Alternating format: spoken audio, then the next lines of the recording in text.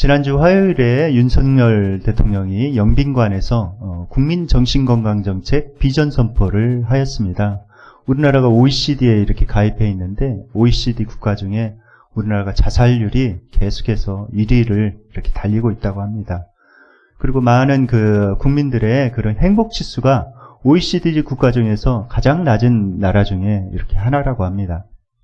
경제적으로는 굉장히 부유해지고 잘 살게 되었지만은 많은 사람들이 정신적으로 많은 어려움을 겪고 있다고 합니다. 그래서 이제 정부가 이런 국민들의 그런 정신 건강을 돌보는 데에 이렇게 뛰어들겠다고 이렇게 선포를 하였습니다.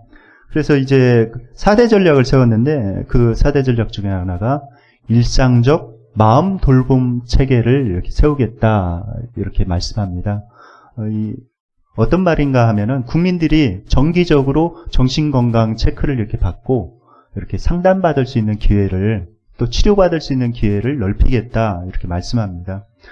일례로 이제 청년들 같은 경우에 요새 청년들 자살률이 우리나라에 상당히 높아서 청년들 같은 경우에는 특별히 2년에 한 번씩은 이렇게 마음 건강 상태를 체크할 수 있도록 기회를 이렇게 정부에서 주겠다 이렇게 말씀합니다.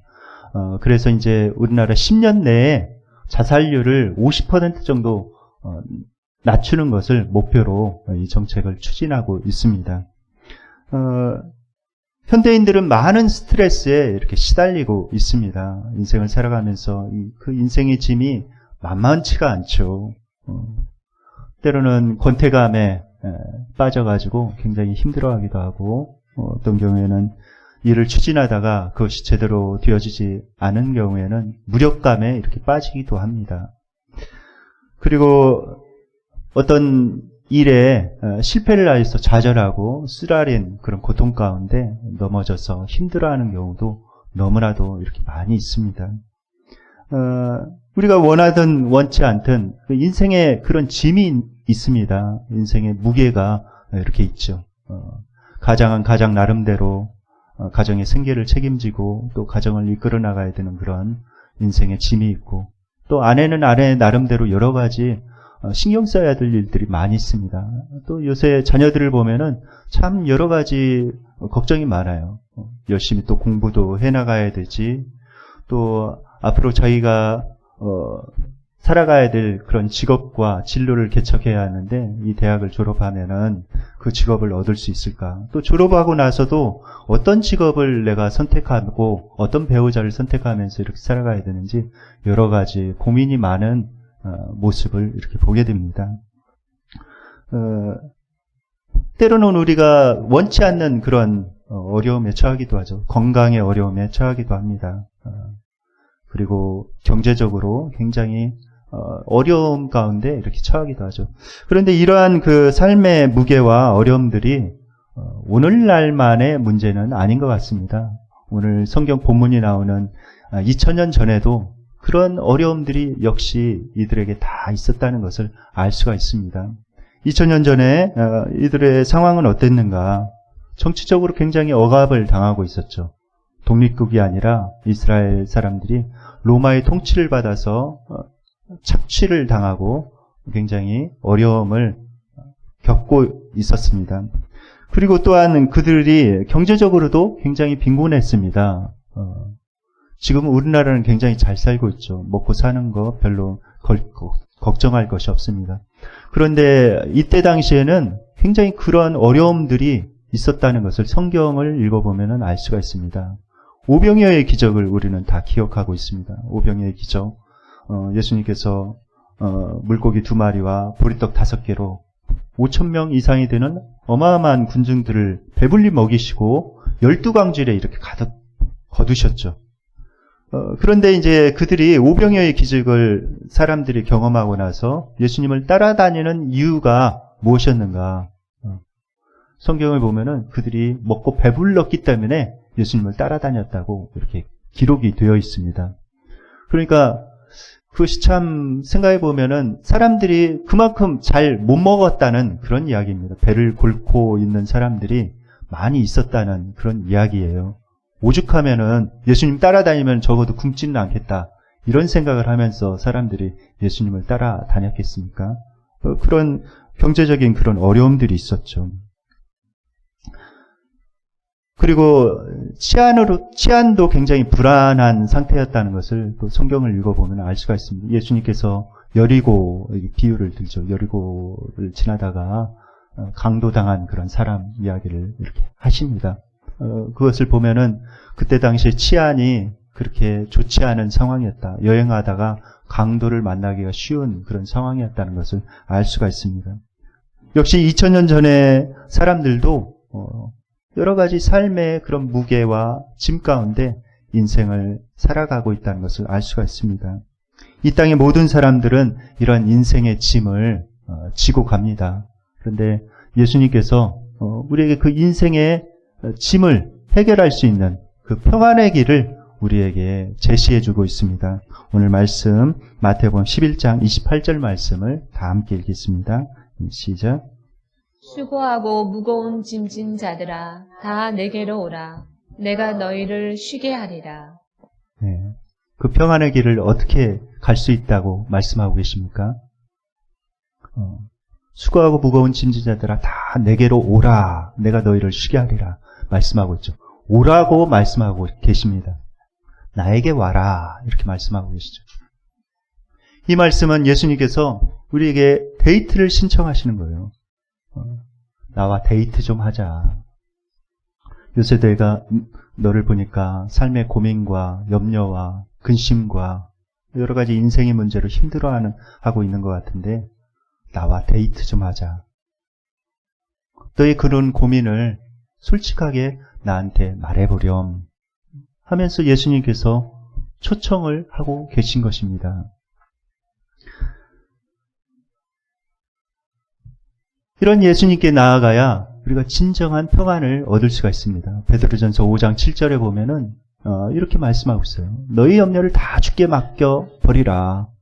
이는 그가 너희를 돌보심이라 말씀하고 있습니다. 염려를 다 주께 맡기라고 주님께서 우리를 돌보신다고 말씀하고 계십니다. 주님은 선한 목자가 되어 주시죠. 주님께서는 기꺼이 우리의 염려를, 우리의 삶의 짐을 져주시기를 기뻐하시는 분이십니다. 우리가 그 염려를 주님께 맡겨버리는 것이 필요해요. 그냥 내던지시는 것이 필요합니다. 캐스트 오프. 그냥 맡겨버리는 거예요. 던져버리는 거예요. 예수님께. 주님, 이런 삶의 짐이 있습니다. 주님께서 그걸 가져가시고 제가 주님을 따라서 이렇게 살아가겠습니다. 이것이 굉장히 중요하죠.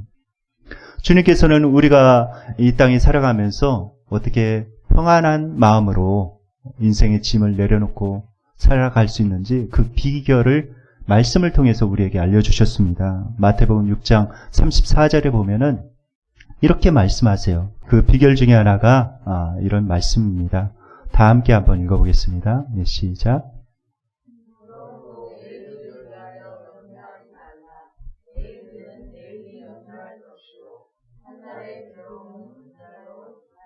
네, 주님께서 이렇게 말씀하십니다.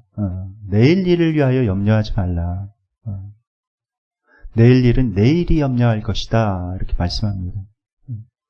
주님께서 이 말씀을 하신 이유는 많은 사람들이 내일 일을 위해서 염려하기 때문에 그렇습니다. 앞으로 다가올 일들. 내가 살아가다가 갑자기 건강이 어려워져서 질병에 걸리면 어떻게 하지? 내가 지금 이렇게 사업을 하고 있는 것이 잘 안 되어가지고 파산되면 어떻게 하지? 내가 길을 가다가 어떤 사고를 당하면 어떻게 하지? 운전을 하다가 교통사고를 당하면 어떻게 하지? 이런 염려들을 사람들은 미리 끌어와서 현재의 그런 염려들을 하면서 살아가고 있다는 말씀입니다. 그러지 말라는 거예요.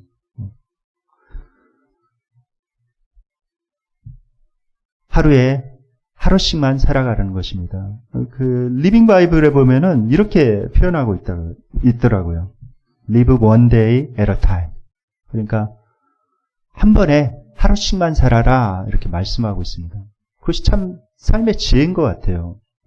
저도 할 일이 이렇게 많이 있고 이렇게 생각이 되면은 그 염려가 됩니다. 그런데 오늘 할 일만 이렇게 딱, 오늘 먼저 해야 될 일을 정리를 하고, 그것에 집중할 때, 그런 염려가 사라지더라고요. 아, 오늘 해야 될 일은 이런 일들이야 하면서 거기에 집중할 때 하루를 살아낼 수 있는 힘이 생기고 그것을 할 수 있는 그런 마음의 평안이 생기는 것을 볼 수가 있습니다. 예수님께 가야 되죠. 예수님께 간다는 또 다른 의미는 무엇인가? 그것은 예수님을 온전히 주님으로 모신다는 그런 뜻입니다. 나의 삶을 예수님께 온전히 맡긴다는 그런 말씀이에요. 온전히 맡기고 나의 미래에 대해서도 주님께 온전히 맡기고 주님을 따라서 살아가는 그런 삶을 의미합니다.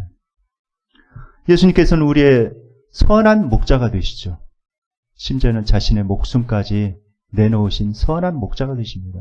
그 주님께서 우리의 삶을 책임지고 이끌어가지 않으시겠습니까? 그러니까 그 주님께 우리의 삶을 온전히 맡기는 것이 필요해요. 한 기독교 작가가 있습니다. 참새와 물새의 대화라는 그런 동화를 그 기독교 작가가 풍자적으로 이렇게 썼는데 현재 기독교인들을 이렇게 풍자적으로 비유하면서 이렇게 쓴 거예요. 사람들을 비유하면서.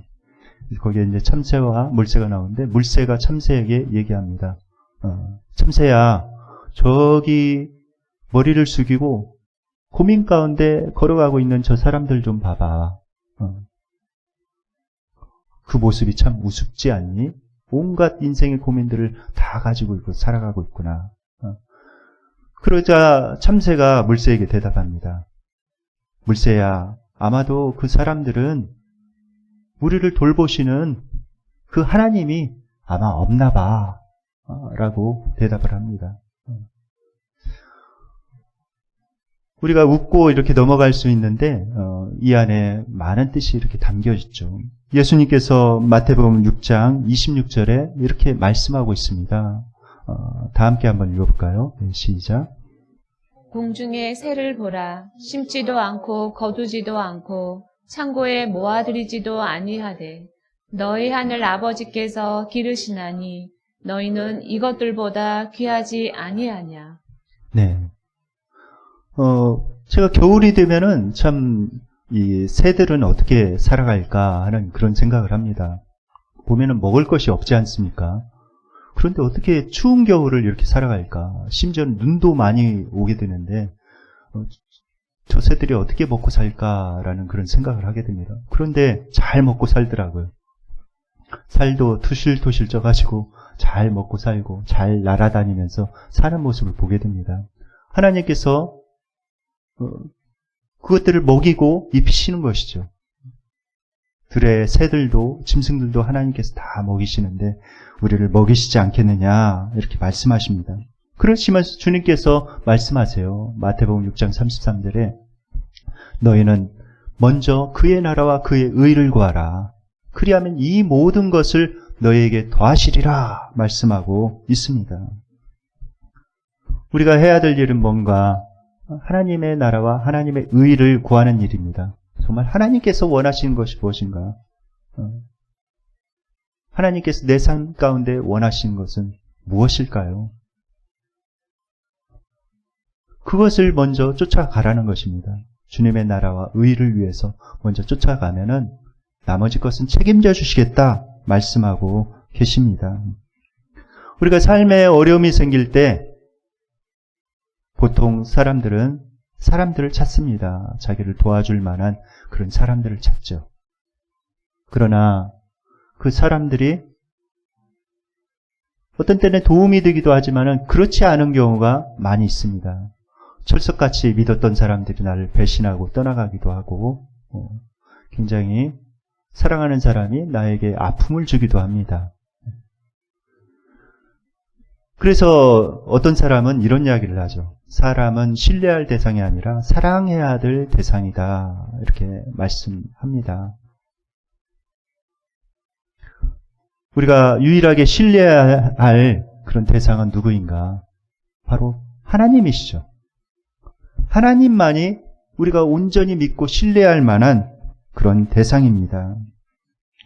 그 예수님께서 우리의 모든 짐을 져주셨습니다. 이사야서 53장 4절에 보면은 이렇게 말씀하고 있어요. 다 함께 읽겠습니다. 시작. 그는 실로 우리의 질고를 지고 우리의 슬픔을 당하였거늘 우리는 생각하기를 그는 징벌을 받아 하나님께 맞으며 고난을 당한다 하였노라. 네. 그는 실로 우리의 질고를 지고 우리의 모든 인생의 그 고난의 짐을 다 지셨다는 그런 말씀입니다. 예수님께서 그렇게 좋으신 분이세요. 그래서 예수님께서 우리를 오라고 초청하고 계십니다. 내가 너의 짐을 이미 다 졌다. 이제는 너의 짐을 나에게 내려놓고 나에게 와라. 이렇게 초청하고 계십니다.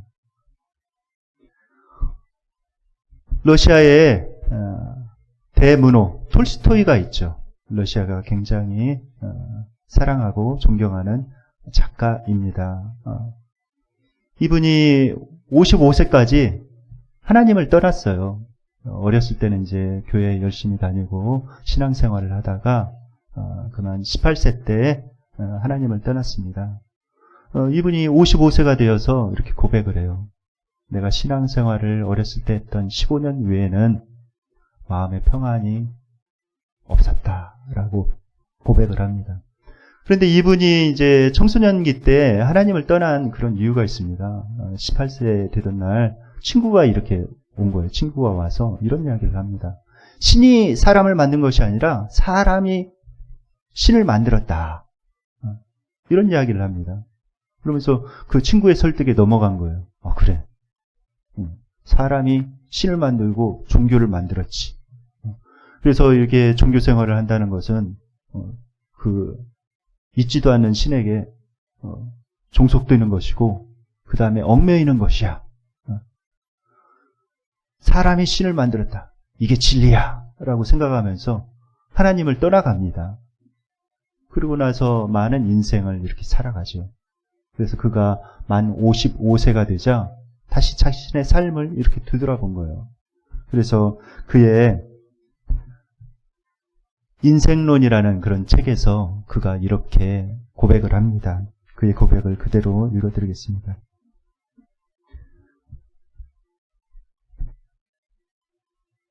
나는 종교를 포기하는 것이 자유를 얻는 길이라고 생각했다. 나는 심지어 종교는 속박이라고 생각했다. 그러나 내 나이 55세, 이제 나는 내가 버린 어머니의 품과 같은 신앙의 품으로 돌아온다. 나는 종교로 돌아온 것이 아니다. 나는 예수 그리스도에게로 돌아왔다. 그리고 예수 안에서 나는 다시 참된 안식을 발견했다. 바로 그 예수 그리스도를 소개하고 싶은 것이다. 라고 고백을 하고 있습니다. 톨스토이의 작품을 읽어보면 참 많은 지혜와 삶의 지혜와 그리고 그 하나님의 사랑을 많이 깨닫게 됩니다. 정말 위대한 하나님의 그런 작가가 되었죠.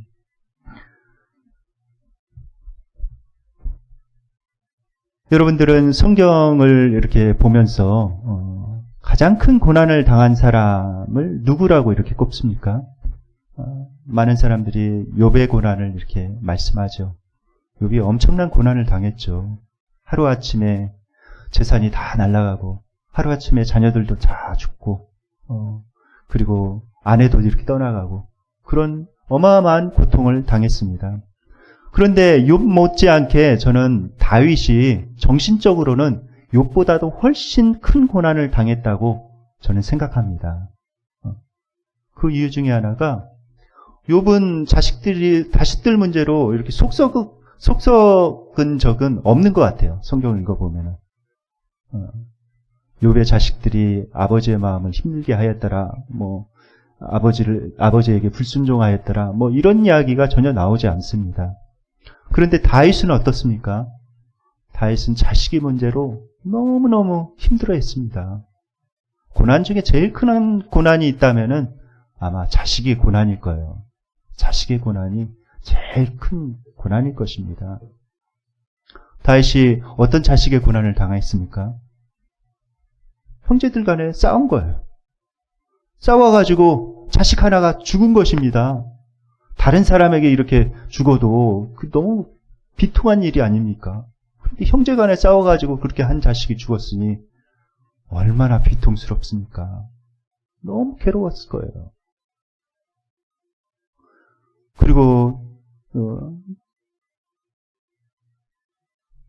형제간에 또 남매간에 강간의 그런 사건도 일어나고, 그리고 자신이 정말 아꼈던 그 자식, 너무나도 잘생기고 정말 이 왕위를 저 자식에게 물려줘도 좋겠다고 아마 다윗은 생각했을 것입니다. 그런데 그 압살롬이라는 자식이 일어나가지고 아버지를 죽이려고 이렇게 하니 얼마나 마음이 고통스러웠겠습니까? 아마도 다윗의 마음은 아마 갈기갈기 찢어졌을 것입니다. 칼로 도려내는 그런 아픔을 다윗은 겪었을 것입니다. 욥보다도 훨씬 큰 고통을 겪었을 거예요. 정신적인 그런 고통. 그리고 다윗은 욥이 겪지 않는 또 다른 그런 고통을 겪습니다. 욥은 뭐 전쟁을 하였다라는 그런 표현, 이야기가 없죠. 근데 다윗은 인생을 살아가면서 수많은 전쟁을 치렀습니다. 여러분들 전쟁이 어떻습니까? 죽음이 바로 눈앞에 있는 것이 전쟁입니다. 지면은 바로 죽는 것이 전쟁이죠. 전쟁은 낭만이 아니죠. 현실입니다. 내 목숨이 왔다 갔다 하는, 지면은 바로 죽는 엄청난 두려움을 주는 그런 상황입니다. 다윗은 그런 전쟁을 많이 치렀어요. 그런데 신기하게도 다윗은 그 전쟁 가운데 평안했다고, 마음이 두렵지 않았다고 이렇게 고백을 하고 있습니다. 한번 말씀을 볼까요? 네, 다 함께 읽겠습니다. 네, 시작. 군대가 나를 대적하여 진칠지라도 내 마음이 두렵지 아니하며 전쟁이 일어나 나를 치려 할지라도 나는 여전히 태연하리로다. 네. 전쟁이 일어나도 나는 마음이 평안하다. 오히려 태어나겠다 말씀하고 있습니다. 그 이유가 무엇일까요? 다윗이 그런 목숨이 왔다 갔다 하는 상황에서도 평안할 수 있었던 이유가 무엇일까요? 바로 그 시편 1절에 보면은 나와 있습니다. 다 함께 한번 읽어볼까요? 네, 다 함께 읽겠습니다. 네, 시작. 여호와는 나의 빛이요 나의 구원이시니 내가 누구를 두려워하리요. 여호와는 내 생명의 능력이시니 내가 누구를 무서워하리요. 라고 고백하고 있습니다. 하나님이 나의 빛이고 능력이고 나의 소망이라는 거예요. 생명의 능력이시라는 거예요. 그러니까 다윗은 그 인생의 비밀을 이미 터득한 것이죠. 나의 인생이 하나님께 달렸다. 하나님께서 내게 주신 그런 사명을 더 이룰 것이 있다면 나는 결코 죽지 않는다. 하나님께서 내 인생을 쥐고 계신다. 그 사실을 알고 다윗은 용감하게 전쟁을 치를 수가 있었습니다. 전혀 두려워하지 않고 치를 수가 있었어요. 그에게 중요한 것은 하나님의 뜻이었고 하나님의 임재였습니다. 그래서 그가 이렇게 고백해요. 그 다음 구절을 한번 보겠습니다. 24절. 네. 한번 다 함께 읽겠습니다. 네, 시작. 내가 여호와께 바라는 한 가지 일, 그것을 구하리니 곧 내가 내 평생에 여호와의 집에 살면서 여호와의 아름다움을 바라보며 그의 성전에서 사모하는 그것이라. 다윗의 유일한 소망은 바로 그거였습니다. 내가 하나님께 딱 한 가지를 구하겠는데 그것은 하나님 곁에 이렇게 사는 것이다. 하나님의 그런 아름다움을 앙망하면서 그 전에서 사는 것이 나의 소망이다. 이렇게 고백하고 있습니다. 그 소망의 고백처럼 다윗은 인생의 많은 그런 어려움들과 고통을 겪었지만은 한 번도 하나님을 떠나지 않았어요. 자신이 큰 죄를 지었을 때에도 하나님 앞에 금식하면서 하나님께 매달렸습니다. 그리고 그 많은 그런 인생의 어려움 가운데 그가 결코 하나님을 놓지 않았어요. 그래서 그가 결국 예수님 품 안에서 또 하나님의 품 안에서 평안하게 이렇게 살아갈 수가 있었습니다. 사람들이 인생의 어려움을 만나면은 두 가지 반응을 이렇게 보입니다. 첫 번째 사람은 하나님을 멀리하는 사람입니다.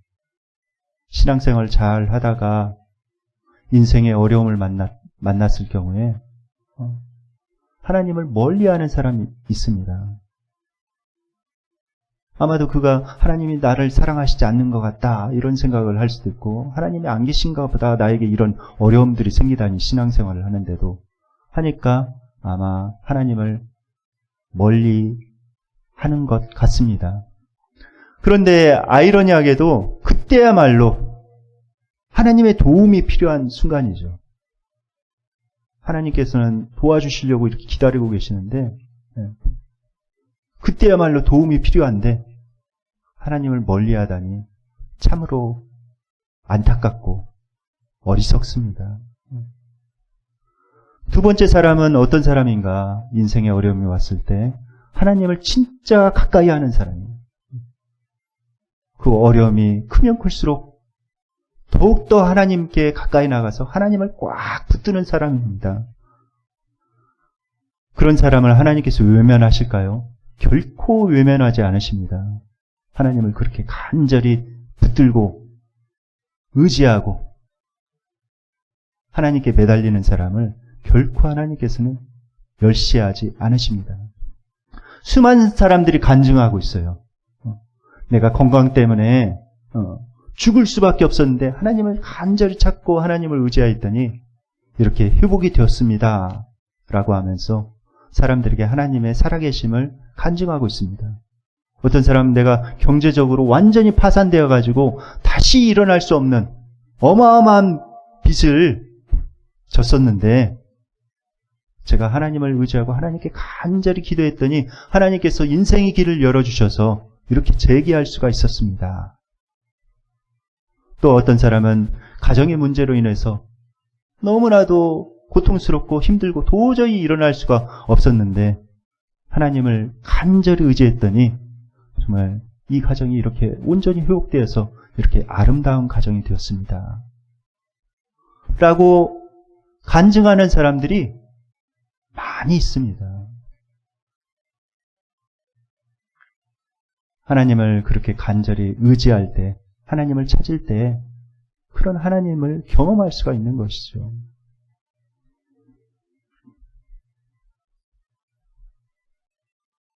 오늘 주님께서는 우리에게 이렇게 초청을 하십니다. 수고하고 무거운 짐진 자들아 다 내게로 오라. 내가 너희를 쉬게 하리라. 여러분들은 그 초청에 응하시겠습니까? 여러분들의 삶의 인생의 짐을 다 주님께 맡기시기 바랍니다. 내려놓기 바랍니다. 그 주님을 정말 주님으로 온전히 모시고 주님께 내 삶을 다 맡기고 그분을 붙잡고 전진해 가시기 바랍니다. 여러분들의 삶의 문제가 어떤 것이든 간에 하나님께서는 하나님의 때에 그것을 온전히 해결해 주십니다. 믿음으로 그분을 붙드실 때 하나님께서는 우리를 평안의 길로 인도해 주십니다.